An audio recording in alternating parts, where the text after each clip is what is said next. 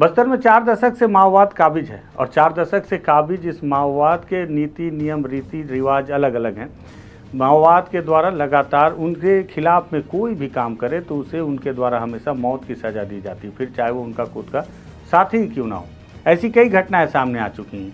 हाल फिलहाल में एक बार फिर से माओवादियों ने अपने किसी एक साथी की हत्या की है, जिसको लेकर अब बस्तर पुलिस ने भी एक बयान जारी किया है और उन्होंने कहा है कि माओवाद संगठन में फिर से आंतरिक कलह शुरू हो गया है। क्या है पूरी घटना और किस तरह से जो बस्तर पुलिस है उसने क्या बयान जारी किया, इस पर बातचीत करते हैं। नमस्कार, मैं विकास तिवारी हूँ, आप बस्तर टॉकीज देख रहे हैं।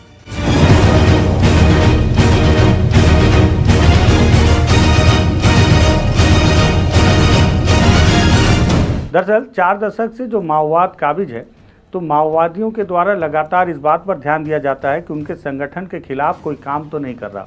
अगर कोई भी उनके संगठन के खिलाफ मुखबिरी का काम या उनके संगठन को नुकसान पहुंचाने का काम करता है तो उन्हें पहले चेतावनी दी जाती है और चेतावनी देने के बाद फिर उन्हें जन अदालत में मौत की सज़ा भी दी जाती है। ऐसी कई घटनाएं आपने सुनी होंगी, देखी होंगी। कई बार हमने इस पर आपको जानकारियाँ दी हैं कि माओवादियों ने फिर एक बार मुखबिरी के शक में फलाने ग्रामीण की हत्या कर दी। कई दफ़े वो पुलिस के सिपाहियों की हत्या कर देते हैं और कई बार तो ये घटना भी सामने आती है कि माओवादी अपने ही संगठन के साथियों की भी हत्या कर देते हैं। जब भी उन्हें इस बात का संदेह होता है कि वो जो उनका साथी है वो संगठन के खिलाफ जाकर कहीं पुलिस से तो नहीं मिल गया, कहीं पुलिस के पास कोई उनकी पुख्ता जानकारी तो नहीं दे रहा, विश्वस्त सूचनाएं तो नहीं उनकी साझा कर रहा। ऐसी सूचनाओं पर उन्हें कई दफ़े मौत की सज़ा दी जाती है। हाल फिलहाल में हमने इस पर भी एक खबर की थी कि किस तरह से 2 लोग जो माओवादी संगठन के लिए काम किया करते थे कांकेर इलाके के, उन्हें भी मौत के घाट माओवादियों ने उतार दिया है। आज एक बार फिर से बस्तर आईजी सुंदरराज पी ने एक बयान जारी किया है और यह बयान के साथ साथ उन्होंने एक PDF भी जारी किया है, जिसमें उन्होंने लिखा है कि माओवादी संगठन में पुनः प्रारंभ हुआ है आंतरिक कलह की स्थिति। जिसमें उन्होंने आगे लिखा है बस्तर आईजी सुंदरराज पी ने कि तेलुगु कैडर विजय रेड्डी और उनके साथियों के द्वारा Rajnandgaon Kanker border division committee के ACM विज्जा, जो कि दक्षिण बस्तर के निवासी थे, उनको मार डाला गया। वर्ष 2024 में माओवादियों को लगातार नुकसान हो रहा है, जिससे बौखलाए माओवादियों के संगठन में विश्वासघात और विद्रोह की स्थिति निर्मित हो रही है। पुलिस के द्वारा माओवादियों को आत्मसमर्पण कर अपनी जान बचाने की अपील भी की जा रही है, बस्तर आईजी ने कहा है। साथ ही उन्होंने आगे लिखा है वर्ष 2024 में बस्तर संभाग अंतर्गत माओवादियों के विरुद्ध की जा रही प्रभावी कार्यवाही के परिणाम स्वरूप 153 से अधिक माओवादियों के 100 विभिन्न मुठभेड़ों के पश्चात सुरक्षा बलों के द्वारा बरामद किए गए हैं। उल्लेखनीय है कि विगत 8 महीने में बस्तर संभाग के अंतर्गत सुरक्षा बलों के द्वारा तेलंगाना राज्य के निवासी माओवादी कैडर DKSZC सदस्य जोगन्ना, DKSZC सदस्य रणधीर, TSC सदस्य CRC कमांडर सागर, DVCM विनय उर्फ रवि जैसे शीर्ष माओवादी कैडर के 100 विभिन्न मुठभेड़ के पश्चात बरामद किए गए। इस अवधि में महाराष्ट्र राज्य निवासी माओवादी कैडर ACM संगीता उर्फ सन्नी तथा उड़ीसा निवासी PPCM लक्ष्मी का भी 100 मुठभेड़ के पश्चात बरामद किया गया है। इस प्रकार बड़ी संख्या में अन्य प्रांत के रहने वाले शीर्ष स्तर के माओवादी कैडर नक्सल विरोधी अभियान के दौरान पुलिस नक्सली मुठभेड़ के दौरान छत्तीसगढ़ में मारे गए।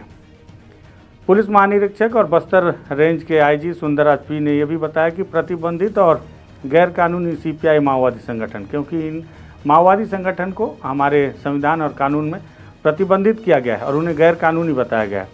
संगठन के द्वारा एक रणनीति के तहत सुरक्षा बलों के साथ मुठभेड़ के दौरान स्थानीय माओवादी कैडर को एक मानव कवच के रूप में इस्तेमाल करते हुए बाहरी राज्य के शीर्ष माओवादी कैडर द्वारा मौके का फ़ायदा उठाकर जान बचाकर भाग जाते हैं।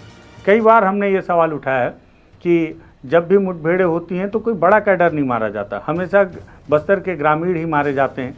कई बार ग्रामीणों के मारे जाने का भी आरोप लगता है और कई बार निचले स्तर के माओवादी मारे जाते हैं, जिसे बड़ी उपलब्धि भी बताया जाता है। तो उस पर बस्तर आईजी ने ये बात कही है कि जो बड़े स्तर के जो माओवादी हैं, जो दूसरे राज्य के माओवादी लीडर होते हैं, वो बस्तर की स्थानीय माओवादियों को शील्ड की तरह यूज़ करते हैं और यही वजह है कि जब मुठभेड़ होती है वो सबसे पहले मारे जाते हैं और इसका फ़ायदा उठाकर बड़े कैडर मौके से निकल जाते हैं। लेकिन हाल फिलहाल में हुए मुठभेड़ों के दौरान बाहर राज्य के शीर्ष माओवादी कैडर की यह रणनीति विफल होती नजर आई है।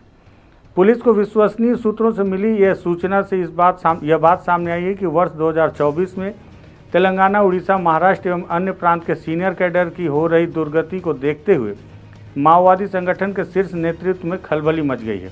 जिससे बाहर के माओवादी कैडर द्वारा स्थानीय माओवादी कैडर के ऊपर अब संदेह और शक उत्पन्न हो रहा है और उन्हें कई प्रकार से प्रताड़ित भी किया जा रहा है इसको लेकर, जिससे माओवादी संगठन में विश्वासघात और विद्रोह की स्थिति निर्मित हो रही है।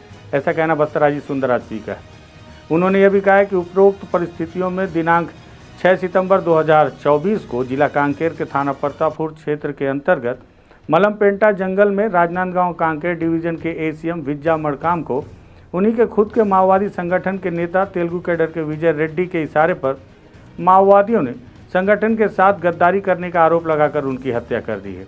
माओवादी शीर्ष नेतृत्व द्वारा माओवादी संगठन के इन सभी अंदरूनी कलह से खुद को माओवादी कैडर तथा जनता का ध्यान भटकाने के लिए खुद के द्वारा मारे नक्सलियों को पुलिस मुखबिरी क्रांतिकारी विरोधी संगठन की गद्दारी करने जैसे मनगढ़ंत कहानी बताते हुए झूठे एवं तथ्यविहीन प्रेस विज्ञप्ति जारी कर रहे हैं।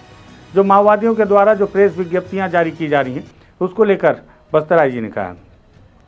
साथ ही साथ उन्होंने कहा है कि पुलिस महानिरीक्षक बस्तर रेंज सुंदरराज पी के द्वारा यह भी बताया गया है कि विगत दिनों माओवादी संगठन को बस्तर संभाग अंतर्गत दंडकारण स्पेशल जोनल कमेटी इलाका में बहुत बड़ा नुकसान उठाना पड़ा है, जिसके कारण प्रतिबंधित और गैरकानूनी संगठन अपने दिशा विहीन और नेतृत्व विहीन हो चुका है। बाहरी प्रांत के शीर्ष माओवादी नेतृत्व विगत 30 से 40 वर्षों से स्थानीय माओवादी कैडर को सिर्फ एक मानव कवच के रूप में इस्तेमाल करते हुए करोड़ों अरबों रुपए की लूट खसोट की गई है। जो लेवी का जिक्र किया है उससे करोड़ों अरबों रुपए का लूट खसोट किया गया है। अब स्थानीय माओवादी कैडर के सामने बाहरी माओवादी कैडर्स बेनकाब होते जा रहे हैं, जिसके कारण वे आपस में विश्वासघात और विद्रोह की स्थिति बढ़ती जा रही है। पुलिस महानिरीक्षक बस्तर रेंज के द्वारा यह भी बताया गया है कि स्थानीय माओवादी कैडर के पास हिंसा छोड़कर शासन के समक्ष आत्मसमर्पण करने के अलावा और कोई विकल्प नहीं बचा है। बस्तर क्षेत्र के शांति सुरक्षा एवं विकास के लिए यह उचित होगा कि प्रतिबंधित एवं गैर कानूनी सीपीआई माओवादी संगठन के द्वारा शीर्ष कैडर तथा उनके गिने चुने समर्थकों की साजिश चंगुल से बाहर आकर माओवादी कैडर को समाज की मुख्य धारा में शामिल होकर सुरक्षित एवं विकास की भागीदारी भी निभानी चाहिए। तो बस्तराज जी सुंदरराज पी ने अपने इस वीडियो मैसेज के माध्यम से जो बस्तर के स्थानीय कैडर हैं, जो माओवादी कैडर हैं, उनसे अपील किया है कि जो दूसरे राज्य के माओवादी कैडर हैं वो उन्हें एक मानव शील्ड की तरह इस्तेमाल कर रहे हैं और जब भी मुठभेड़ होती है तो जवानों के सामने स्थानीय माओवादी कैडरों को कर दिया जाता है और बाहरी माओवादी बहुत आसानी से सुरक्षित अपने आप को लेकर बाहर निकल जाते हैं। इससे बचने के लिए स्थानीय माओवादी कैडरों को शासन की योजना का लाभ लेते हुए समर्पण कर देना चाहिए, जिससे कि वो अपनी जान की रक्षा भी कर सकें और सरकार के जो सारी योजनाएं उसका लाभ ले सकें। इसको लेकर बस्तराज जी सुंदरराज पी ने एक बयान भी जारी किया है। वो बयान आप सुनिए। विगत लगभग 30-40 वर्षों से तेलंगाना, आंध्र प्रदेश, महाराष्ट्र, उड़ीसा जैसे 12 राज्य के सीनियर माओवादी कैडर द्वारा बस्तर क्षेत्र के स्थानीय माओवादी कैडर को एक ह्यूमन शील्ड के रूप में इस्तेमाल करते हुए सुरक्षा बल के साथ मुठभेड़ के दौरान स्थानीय माओवादी कैडर को सामने करके पीछे से अपना जान बचाकर भाग जाते हैं। लेकिन इस स्थिति के विपरीत वर्ष 2024 में हुई विभिन्न मुठभेड़ के पश्चात तेलंगाना राज्य के रहने वाला सीनियर माओवादी कैडर जोगन्ना, रणधीर, सागर एवं महाराष्ट्र, उड़ीसा का रहने वाला अन्य सीनियर माओवादियों के कैडर के डेड बॉडी बस्तर संभाग के अंतर्गत मुठभेड़ के पश्चात रिकवर की गए थे। इस कारण से बाहर के माओवादी लीडर्स द्वारा स्थानीय माओवादी कैडर के ऊपर शक करना शुरू कर दिया।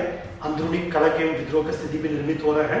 अभी हाल फिलहाल में 3-4 दिन पहले Rajnandgaon Kanker border division committee का एरिया कमेटी मेंबर दक्षिण बस्तर के निवासी विज्जा मड़काम को तेलुगु कैडर विजय रेड्डी के इशारे पर खुद उनके संगठन के कैडर द्वारा हत्या कर दिया गया। यदि इस प्रकार की परिस्थिति से बचना होगा, अभी भी हम स्थानीय माओवादी कैडर से अपील करना चाहते हैं, हिंसा छोड़कर शासन के समक्ष आकर आत्मसमर्पण करें और अपना जान बचा लें।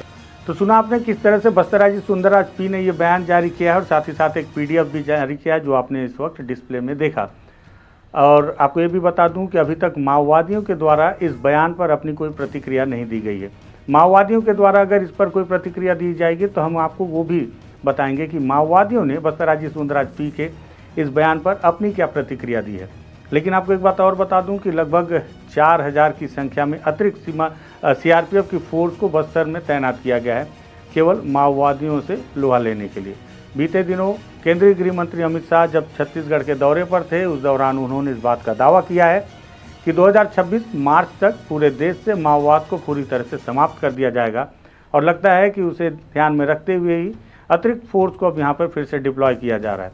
इसके साथ ही साथ एक जानकारी और मिली है कि अबूझमाड़ के जंगलों में लगभग 20x25 वर्ग किलोमीटर लगभग 54,000 हेक्टेयर की ज़मीन अनुबंधित की गई है, जिसका सर्वे किया जा रहा है अबूझमाड़ के इलाके में, जो कि थल सेना के लिए थल सेना को दिया जाएगा, जहां उनका मैनुअल रेंज खोला जाएगा।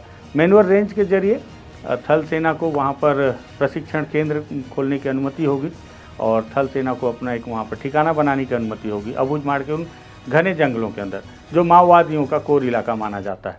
किस इलाके में है ये हालांकि हम आपको सुरक्षागत कारणों से नहीं बताएंगे, लेकिन ये ज़रूर वो चिट्ठी भी हमारे हाथ है जिस चिट्ठी में इस बात का जिक्र किया है, और इस पर 2017 से ही पत्र व्यवहार किया जा रहा था लगातार।